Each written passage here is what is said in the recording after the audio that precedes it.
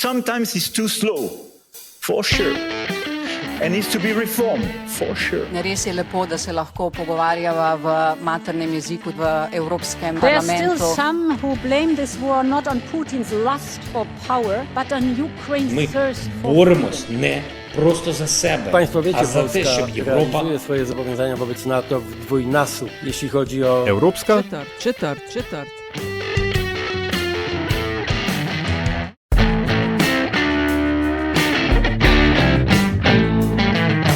Spoštovane in cenjeni, dobrodošli v podkastu Evropska četrt, podcast o vsem, kar vas bo zanimalo o Evropski uniji, pa niste vedeli, koga vprašati. Evropsko četrt vodi vam Nataša Briški in Aljaž Pengov-Bitenc. Podcast domuje na spletni postaji metinalista.si, v vašem nabiralniku pa sveža epizoda takoj, ko je na voljo.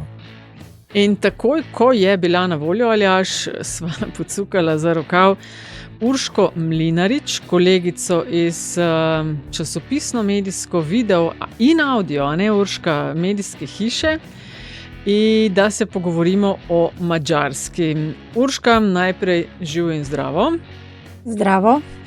Se pravi, na Madžarskih in tega pogovora sva se oba z Aljažem precej veselila, ker zelo spremljava, kaj se dogaja na Madžarskem. Na parlamentarnih volitvah, Aljaž, je po 16 letih oblasti to izgubil Viktor Orban, zmagal je Peter Magyar, kako se prav reče, Urška? Magyar. A Peturat. Okay. Vidiš, pa ne še kdo reče, da se v Evropski četrti ničesar novega ne nauči. Zdaj imamo tudi madžarsko fonetiko. Evo. Jaz bom s Petrom nadaljevala. Torej iz stranko Tisa po prvih posnetkih tega, kar se je dogajalo, ali pa kako so v prestolnici v Budimpešti proslavili to zmago, me spomni, če sem čisto iskrena, na to, kar sem gledala leta 2008, ko je Barack Obama premagal na volitvah takratnega republikanskega kandidata in je bilo na ulicah Washingtona nekaj podobnega. Ja, zdaj, če lahko še jaz pristavim svoj lonček, pa samo zato, ker mislim, da je pravično in da se spodobi, ker je Nataša to hotela povedati, je seveda pozabila, da Urška Mlinarič je članica redakcije N1 Slovenija, tako da tudi v mojem imenu hvala, ker si vzela čas. Ful enih stvari imava z Natašo za vprašati, od tega, kako to, da si ti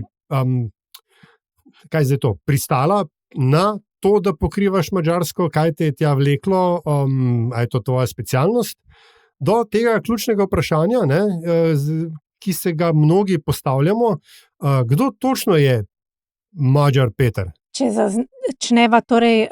začnemo torej s tem, zakaj sem pristala na Madžarskem. Jaz sem rojena tako rekoč 2 kilometra od madžarske meje v Lendavskih goricah. In jaz sem odraščala tako z madžarsko manjšino kot z madžarskim jezikom, kajti to je dvojezično območje, na katerem se v osnovnih šolah in tudi srednjih, če jih obiskuješ v Lendavi, učiš obeh jezikov, slovenskega in madžarskega. Tako da nekako vedno me je, že v otroštvu sem hodila čez to železno mejo, če se tako zaveso, če se lahko tako reče. Bile so to zelo zanimive izkušnje. Večina Slovencev je seveda Lenti spoznala, ko so hodili na šoping v 90 letih prejšnjega stoletja. Jaz sem pa že bistveno prej bila tam in to so bila posebna doživetja, že sam prehod meje. Potem pa seveda, ker me je potegnilo v novinarstvo, je nekako bila Madžarska ena od držav, ki je bila logična izbira zame, da spremljam dogajanje od leta 2002, ga dejansko tam spremljam zadnjih 20 let pa res intenzivno. In ta obrat, ki se je zdaj zgodil, je, Urška, kar precejšen. 16 let je bilo ene vladavine, ki je tudi v Evropski uniji začrtala eno pot, ki se recimo skriva ali pa se jo da najti pod pojmom iliberalna demokracija, kar je poosebljal Viktor Orban. Zdaj pa zmaga je bila z dvotretjinsko večino. Jaz sem spremljala madžarske volitve, Penči se spomnim, da je konkretno kazalo na zmago gospoda Petra stranko Tisa, ampak 2/3 so pa kar malo presenečenja, ali ne? Vsekakor je to presenečenje tudi za tamkajšnje politične komentatorje, vsaj tiste, s katerimi sem se sama pogovarjala. Nekako potihem so vsi pričakovali, da zmaga bo, niso pa vedeli, kako velika zmaga bo. In ta dvotretjinska večina, ki jo je v bistvu Orban tlakoval Madjarju, to, kar si je Orban nastavil, da je vedno znova z prirejenim volilnim sistemom zmagoval z dvotretjinsko večino, čeprav pred 4 leti in zdaj enako Madjar nista dosegla več kot 53-54% podporo, ne, se je zaradi tega skrivljenega volilnega sistema to prelilo v dvotretjinsko večino. Zakaj pa je ta dvotretjinska večina v tem trenutku oziroma v tistem nedeljskem večeru bila pomembna? Vsi so si dejansko oddahnili, ko je bilo jasno, da je Madjar osvojil dvotretjinsko večino, kajti zadnje nedeljske ure pred zaprtjem volišč je Fides že začel objavljati informacije, češ da je prišlo do volilnih prevar, ki naj bi jih zagrešila Tisa. Torej, to je bilo nekako razumeti kot tiho pripravo na trenutek, ko bo sicer, kolikor vem, se je Fides zavedal, da bo zgubil, so pa pričakovali, da bo ta razlika zelo majhna in so imeli najbrž, predvidevam, scenarije, kako bi to poskušali, torej ta rezultat spodbijati. Zato je res prišlo do velikega olajšanja, ko je bila ta dvotretjinska večina dosežena. Pogled od zunaj na Viktorja Orbana je bil, Nataša je že omenila, eden od nosilcev ideje, če temu lahko to rečemo, iliberalne demokracije. Mislim, da politologi na Zahodu temu rečejo, tako že, da volitve so bile svobodne, ne pa poštene dosedanje, ravno zaradi teh izkrivljanj sistema, ki se jih omenila, ki je, popravi me, če se motim, ampak njegovo bistvo je bilo v tem, da je neproporcionalno veliko bonusa je šlo v zmagovalki, relativni zmagovalki volitev, in to je zdaj tisto, kar je Orbana ugriznilo v rit, ampak samo ta simbol Viktorja Orbana je Evropi zdaj odleglo, rečejo. Ampak aj madžarski tudi odleglo, ali se na nek način skrbi šele začenjajo, ker do sedaj je roka Viktorja Orbana pokrivala ali pa prekrivala vse tisto, kar bo zdaj, domnevam, prišlo ven, od slabega finančnega stanja do korupcije, do vsega ostalega. Kakšna so pričakovanja madžarskih volivk in volivcev od novega bodočega premierja? Ja, odleglo jim je v bistvu za trenutek, oziroma, če rečem svobodno, so zadihali, že med samo kampanjo so se nekako osvobodili tega strahu, v katerem jih je nenehno poskušal držati Orban, torej strah pred migranti, strah pred LGBT skupnostjo, strah pred Ukrajinci, pred vojno, strah pred Brusljem, strah pred Sorošem. Oddahnili so se za trenutek, ampak treba je vedeti, da je Madjar v tej kampanji veliko obljubljal in zdaj bo določene obljube moral izpolniti, sicer bo hitro sledilo razočaranje. Obljubljal je pa vrnitev demokracije, vrnitev pravne države, napovedal je ustanovitev urada za odvzem in zaščito premoženja, s katerim naj bi v bistvu katerega naloga naj bi bila v bistvu, da pregledajo vse te posle, ki so desetletja in pol omogočali bogatenje Orbanovega kroga z javnimi sredstvi. Napovedal je pridružitev Madžarske Evropskemu javnemu tožilstvu, kar je še en organ, ki lahko pogleda vse te posle. Neodvisno sodstvo, ker vse, kar je nad temi okrajnimi sodišči, je pod Fidesovo oblastjo. Napovedal je torej čistko na javni RTV in to že takoj po prevzemu oblasti, oziroma ko bo oblikoval vlado, univerzitetno svobodo, in njegov eden temeljnih ciljev je tudi pridobitev teh evropskih sredstev, ki so bila zamrznjena zaradi Orbanovega najedanja vladavine prava. Rekla bi, da marsikaj od tega lahko izvede, če želi. Dvotretjinska večina mu daje tudi možnost spremembe ustave. Moral se bo resno spopasti z korupcijo, vendar se mi zdi malo utopično, da bi lahko prišlo do tega, da bi morali ljudje, kot so Lörinc Meszaros, ki je najbogatejši človek na Madžarskem, zaradi sreče, boga in poznanstva z Orbanom, kot je sam enkrat dejal, ko je bil o tem vprašan, ali na primer Ištvan Tiborc, njegov zet, torej poročen je z najstarejšo hčerko, ki je 10. najbogatejši človek na Forbesovi lestvici. Marsikaj pa lahko res naredi in prvi ukrepi, ko bo oblikoval vlado, bodo že nakazovali, kako resni so ti njegovi nameni. Daj povej, Urška, se ne vem, ali so že znani ti podatki, bolj natančni, zakaj oziroma proti čemu so na Madžarskem glasovali. A je to bilo, a jih je najbolj motilo, Orban 16 let dovolj, ali jih je motila ta povezovanja z Rusijo, ali jih je motila korupcija, ali je mogoče pripomoglo tudi slabše gospodarsko stanje.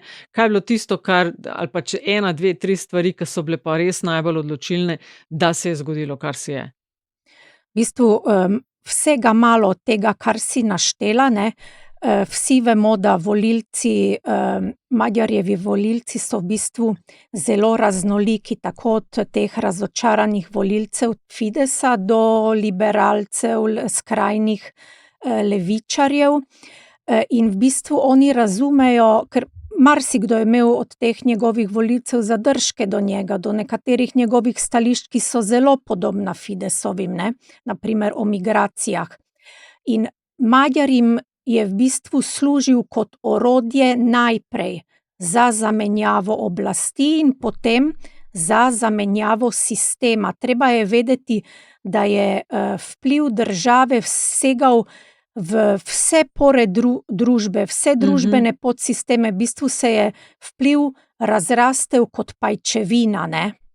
In zdaj s tem rezultatom bi lahko rekli, da je Tisa poplavila Fides, ne. Utopila ga je. Poleg tega ta korupcija, nepotizem, na primer, jaz sem bila na tem znamenitem safariju, ki ga je organiziral eden od samostojnih poslancev torej na dači Orbanove družine. Mislim, ti safariji, to je res absurdno. Hodiš okoli ograjenega posestva, vidiš skoraj nič, ampak ljudje so se na lastne oči želeli prepričati, kam je šel njihov denar. Potem v bistvu Magyar se je zelo, zelo dobro lotil te kampanje. Fides ima zelo dobro zgrajeno mrežo strankarsko, tako rekoč v zadnjo vas seže njegov vpliv in njemu ni preostalo drugo, kot da se je odpravil na turnejo po državi. In to je res šel od največjih mest do najmanjšega zaselka. Ljudje so videli, da ga resnično zanimajo njihovi problemi. bil je hiter v odzivih, ko so bile lani poplave, je šel takoj na teren s svojimi ekipami, pomagal. To zimo so vozili drva revni, zbiral je za bolnice, za klime v bolnicah, ki so res v katastrofalnem stanju. Tam, na primer, morate si predstavljati, če ti greš kot pacient v bolnico, ne samo, da si moraš s sabo prinesti pižamo, tudi WC papir moraš s sabo prinesti, pa šalčko za popiti, s katere boš pil vodo in tako naprej.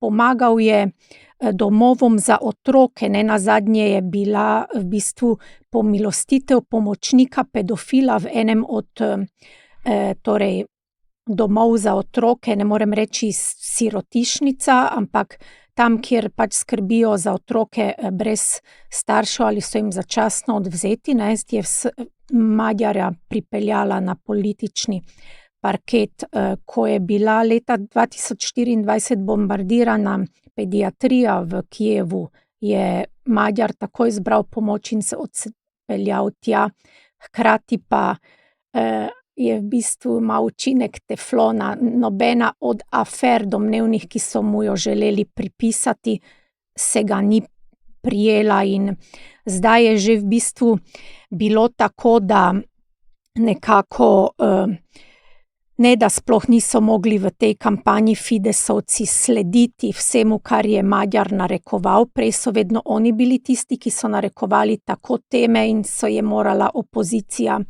se odzivati. Niti oni več niso mogli slediti temu, kako dobro je šlo Madjarju. Naj navedem samo en absurden primer, oziroma jaz bi rekla, da gre za žalitev zdravega razuma prebivalcev Madžarske, ko so objavili posnetek, kako Orban po telefonu kliče eno od svojih 4 hčera in ji razlaga, da naj ostane mirna, da ni potrebe po paniki, ampak da so pač Ukrajinci zagrozili, da bodo prišli tudi do njegovih hčera. In se je, ko je klical, mislim, ne vem, kateri oče, ko kliče svojo hčerko, reče: "Pozdravljena hčerka, kaj tvoj oče." Tu se mislila na to, da je šlo dejansko v prvem trenutku za žalitev razuma ljudi. No? Ja. Sem še to, Aljaž. Urška, kaj pa čisto demografsko? A je bila kakšna skupina za Orbana? Starejši mogoče? Ja, seveda je bila, ne, treba je vedeti, da vseeno Fides je na teh volitvah dobil po trenutnih neuradnih podatkih 2,1 milijona glasov. To ni zanemarljiva številka, tudi za naprej.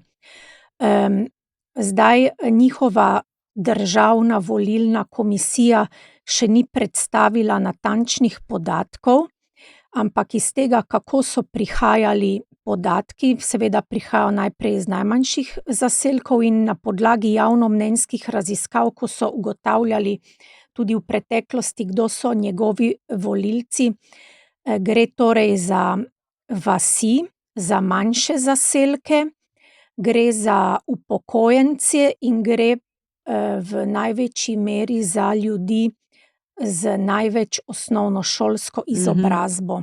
Vedeti je treba, da zlasti na podeželju je marsikje, oziroma marsikje ljudje imajo dostop edino do javnih medijev in medijev, to je cel konglomerat, okoli 500 medijev, ki so bili pod nadzorom oblasti in so širili vladno propagando 24 ur na dan. In to je dejansko tako, če ponazorim, en medij objavi informacijo, na primer Madžarska tiskovna agencija, in ta informacija se potem samo copy-pasta po vseh ostalih medijih. Preden postavim tisto vprašanje, ki sem ga res hotel, zdaj, ko si to tako omenila, bi lahko naredili kakšno paralelo ali pa vsaj podobnost med se pravi Viktorjem Orbanom in Aleksandrom Vučićem in ruralno populacijo, ki oba podpira? Mislim, da je veliko podobnosti, se pa vse zelo veliko podobnosti, ampak mislim, da Srbija še ni tako daleč, kot je bila Madžarska. Ne?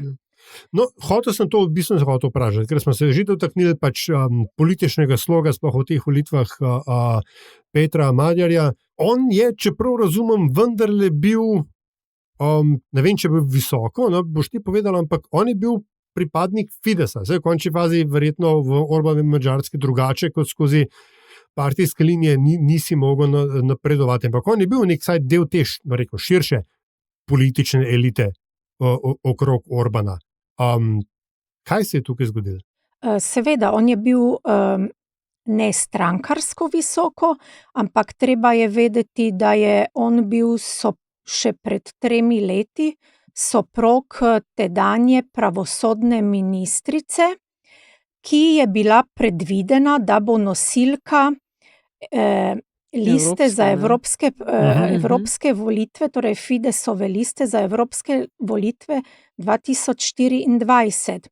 Po tej zaslugi je torej on imel vse interne informacije Fidesa, poznal je Fidesove strategije, odšel je z njo v Bruselj in potem tam tudi nekaj časa delal kot diplomat na madžarskem predstavništvu.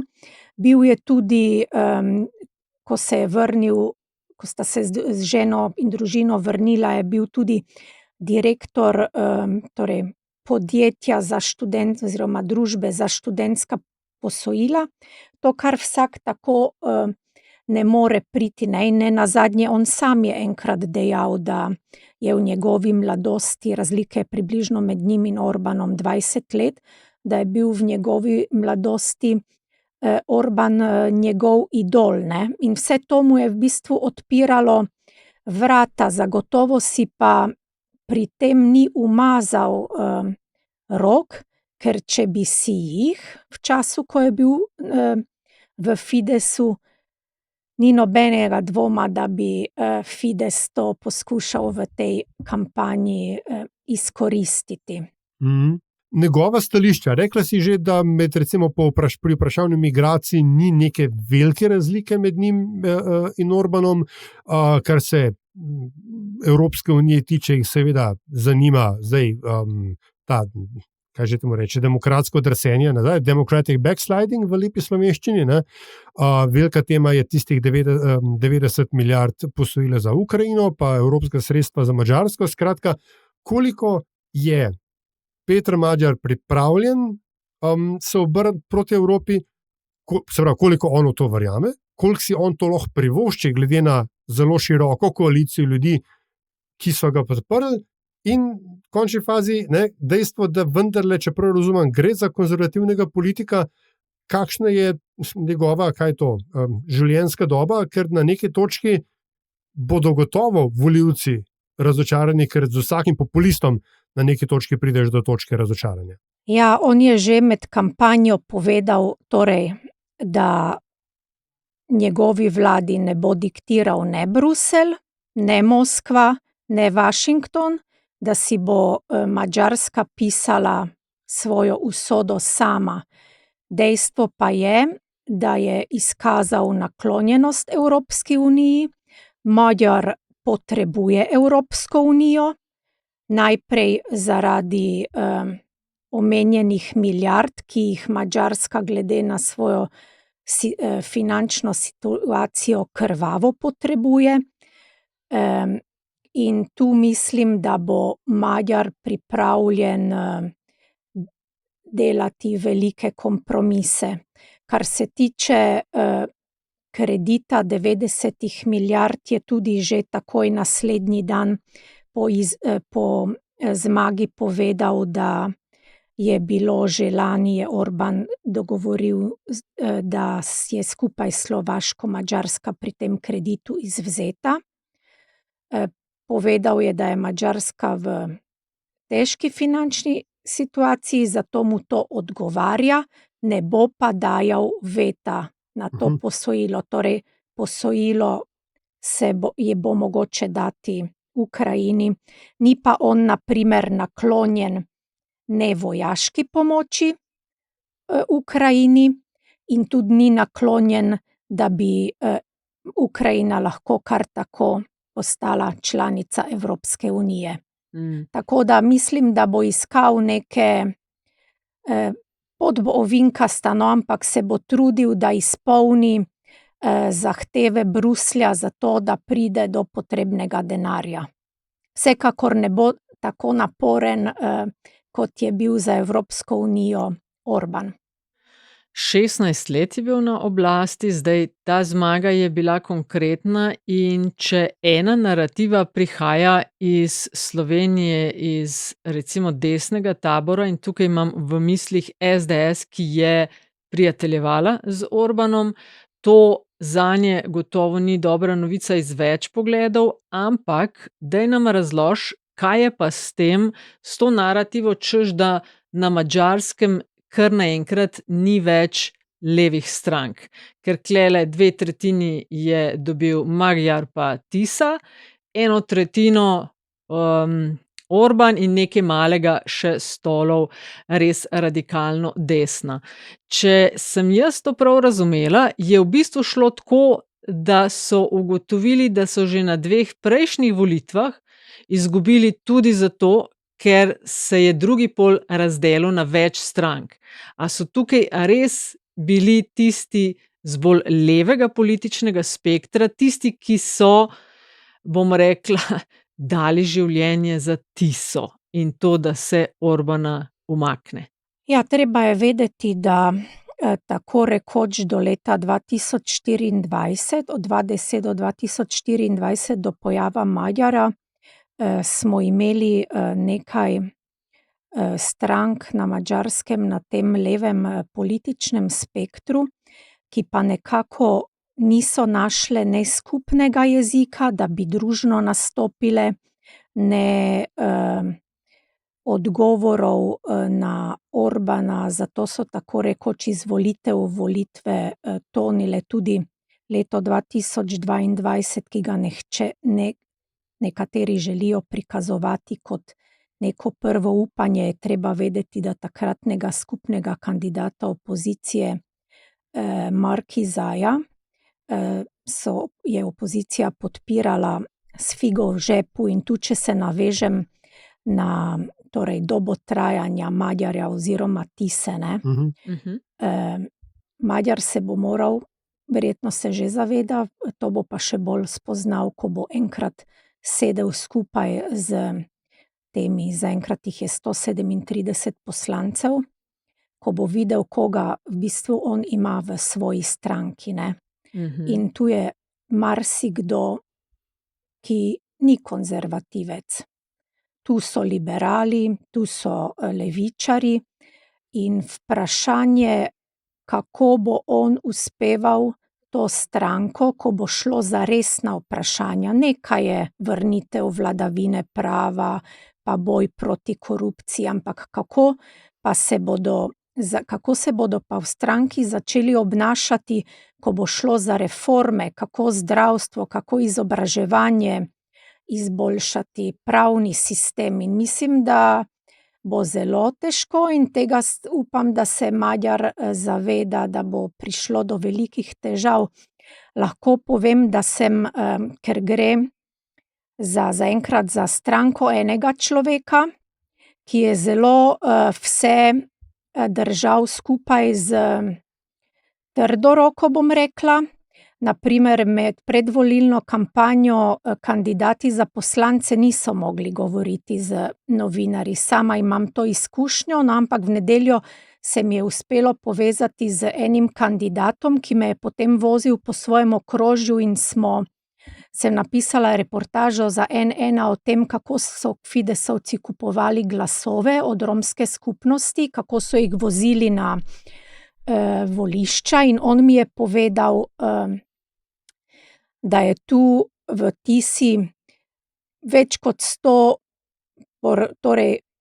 poslancev takrat še bo, ki so imeli vsak pred tem svoje življenje in svoje kariere in on sam je rekel, da če se bodo v stranki začele dogajati, ta oseba je tudi zdaj izvoljena bila za poslanca, da če se bodo začele dogajati stvari, ki njemu ne bodo všeč, da bo on pospravil in šel, ker njemu pač ni treba kimati, lahko nadaljuje s svojim profesionalnim življenjem.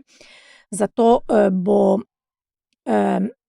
to še naporno delovanje v stranki, verjetno pa lahko tudi Magyar na podlagi izkušnje iz Fidesa vidi, da kam pripelje centralizirana oblast. Barva sta koalicija, ki sicer ima eno sorte zastavo, stranko, ampak noter nikakor ni samo tisto, kar bi na prvo žogo rekel, da je desno, ne? Je pa treba vedeti, da je madžarsko volilno telo tradicionalno desno, bolj konzervativno, ne? Če pogledamo zadnjih 120 let, je vedno bila desnica bolj močna, ne? Zakaj? Zato, ker so manj razviti, ker je veliko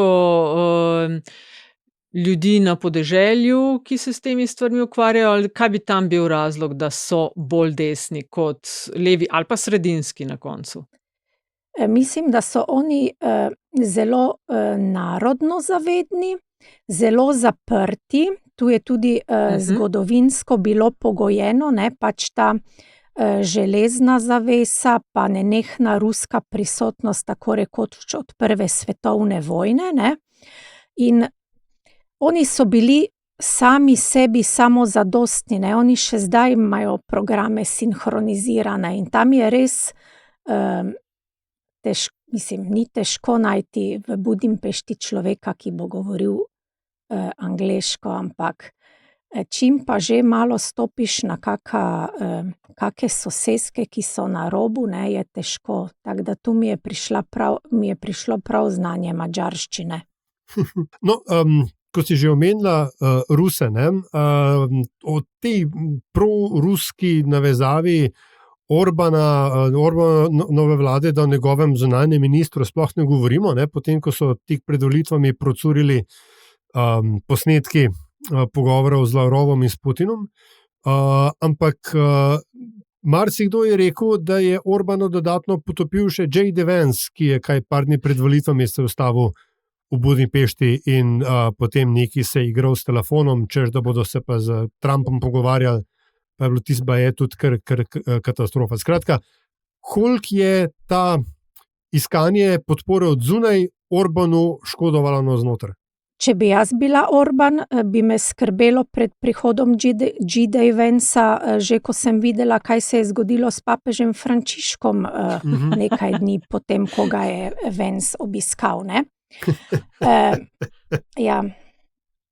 V tej kampanji v bistvu so oni, torej govorimo o Fidesu, menim, da so oni zamudili pravi trenutek, ko bi mogoče lahko stvari še obrnili sebi v prid, ampak dejansko od vsega začetka so Magyara podcenjevali. Kar se tiče teh tujih vplivov, zdaj, ko sem videla ta rezultat, dvomim, da bi mu celo Trump lahko pomagal.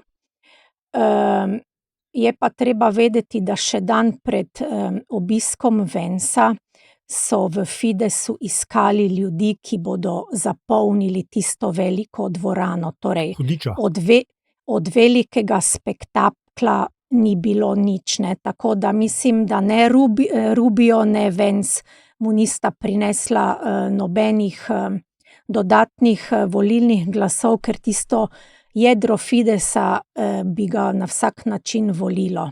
Ampak, ampak sam še to, ne, pač mi tle, ne, Zahodna in centralna Evropa se zelo obremenjuje za Trumpovo administracijo, ampak se mi po posnetkih, ki sem jih pa videl na družbenih omrežjih, pa seveda, to ni vse verjetno, kar je krožilo, je bila pa glavni animacijski potencial ravno ta ruska naveza, ne? Ker na koncu se je skandiralo Rusi ven, ne Američani ven.